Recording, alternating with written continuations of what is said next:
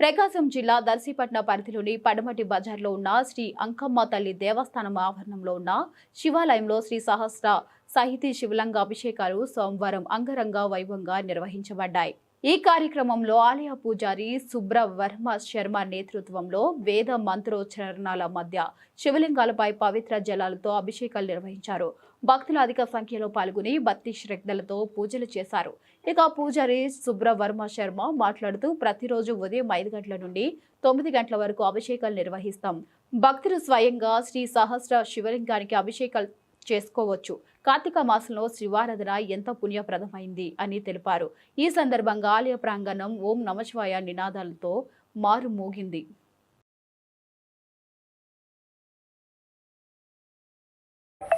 రాఘవ సుబ్రహ్మణ్య శర్మ. ఈ అంగాళం దేవస్థానంలో కార్తీక మాసం నెల మొత్తం నిత్య అభిషేకాలు జరుగుతున్నాయి.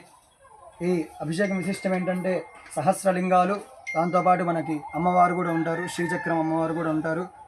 మన చేతుల ద్వారా స్వయంగా మనమే అభిషేకం జరుగుతుంది. ఇక్కడికి వస్తే ఏవి పాలతో అయినా మన నిత్యం అభిషేకం జరుగుతుంది. నెల మొత్తం జరుగుతుంది అభిషేకం. దీంతోపాటు సహస్రలింగాలు ఉంటాయి అభిషేకానికి. రోజు హోమం జరుగుతుంది, రుద్రహవనం జరుగుతుంది ప్రతిరోజు హోమం.